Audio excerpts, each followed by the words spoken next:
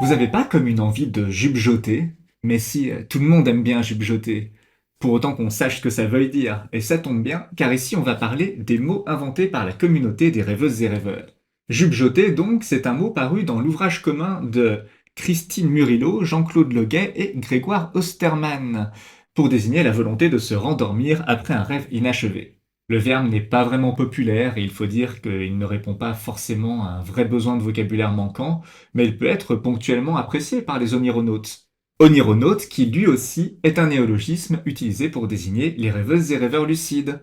Personnellement, j'ai découvert ce terme sur le site du même nom, donc j'ai intérieurement un peu de mal à le dissocier de la communauté du site, ce qui fait que quand j'ai dû personnellement utiliser un mot similaire dans l'écriture d'un roman, j'ai plutôt utilisé somnionaute.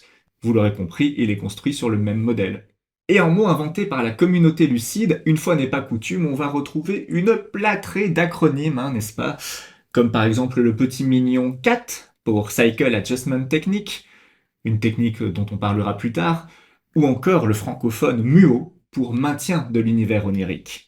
En fait, c'est assez courant dans une communauté de proposer des termes pour voir s'ils répondent à une problématique commune, et ensuite on laisse le temps de décider de si le mot est adopté ou pas.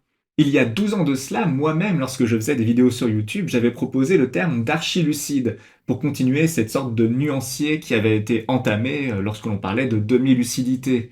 Et bah, avec du recul, force est de constater que le mot était pas indispensable, hein. Du moins, c'est ce qu'en ont jugé les somnionautes, hein.